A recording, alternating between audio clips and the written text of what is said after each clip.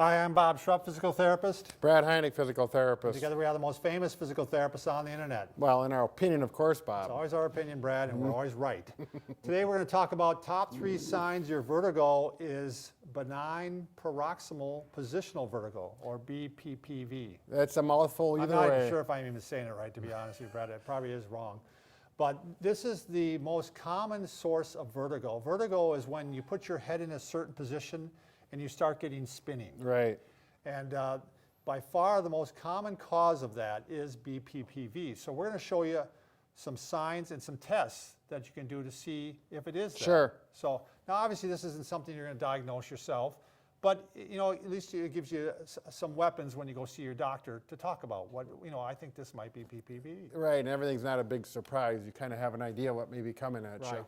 Very disturbing when you start getting that dizziness, isn't it? Right, So, and actually sometimes it may not be dizziness, it might be lightheadedness and other symptoms that in your head and that we're just going to don't talk feel. about that because, well, but quite often some of the things that tend to set it off are like rolling over in bed, getting out of bed, washing your hair, Right. like in the shower, putting it back, gardening. Right, Also, like this one happens to me when I go in the dentist chair, they take me back. Yep. Or when you're in the beauty parlor.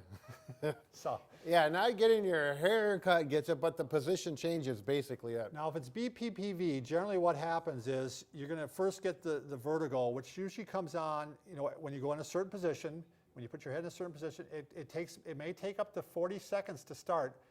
Brad and I have found most cases it starts right away. But it won't last more than 60 seconds. And if it lasts more than 60 It's seconds? something else. It may be a different type of vertigo. It may be Meniere's disease. I mean, it could be a lot of other things. Sure. But it's unlikely to be BPPV. Okay. Now, after the dizziness, after you have the episode, after that goes away, you may have balance issues that may last, you know, up to a couple hours, up to a couple days. Right, you may fall down. Yep.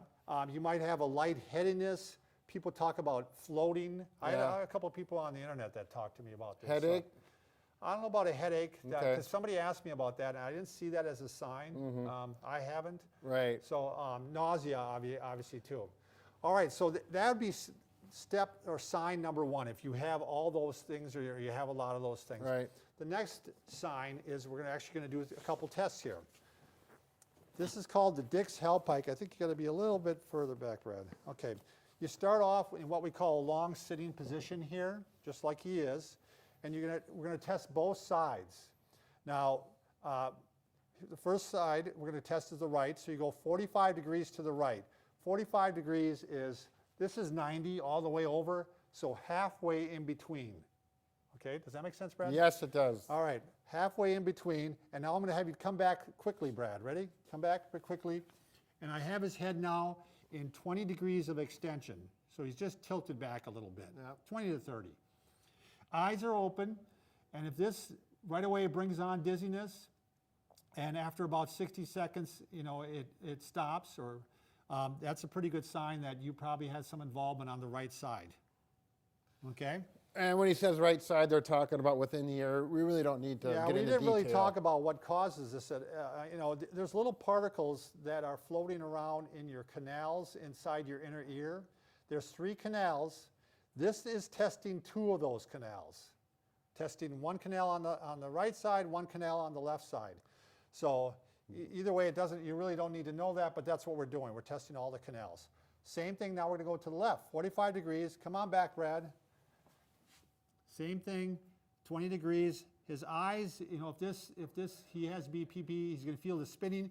If you look at his eyes are going to be quivering. Right. They might, depending on where the problem is, they're going to quiver a little bit differently each way. The other one now, go ahead and scoot down a little bit, Brad, that way. Come back again. Now this isn't part of the test. All you have to be down like this. And all you're going to do when you're in this position is you're going to have him turn his head. This is the third sign, possibility now that you have BPPV. If, let's say you did the other 2, the Dix Hellpike, and nothing happened on either of those, then you would try this one. Turn to the right real rapidly, and the same thing. We're going to wait for, your eyes are actually a little quivery there, Brad. Yeah.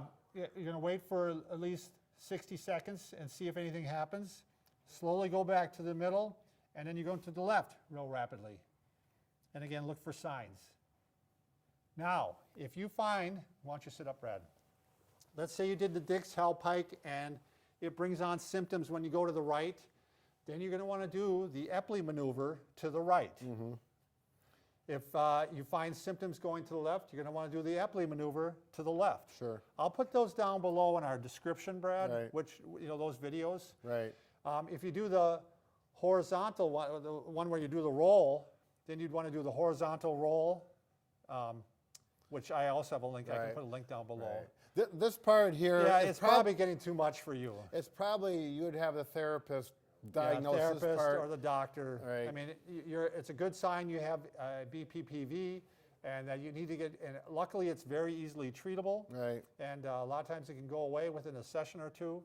But we need to get those particles back in the right spot from in the inner ear. Right, So, and like Bob says, we got other videos that explain this. We got the right side, the left one, all the treatments for it, and we have one video that just talks about the particles and some models and Yeah. how that works. so the one that is most likely to be positive is the first test where we did the Dix-Hallpike. Where you're That, going- yeah, because that's the one most common source of BPP by far, 76% in that posterior canal. Which So, is nice because that's the easier treatment, I yeah, think. it is. It is. So, all right.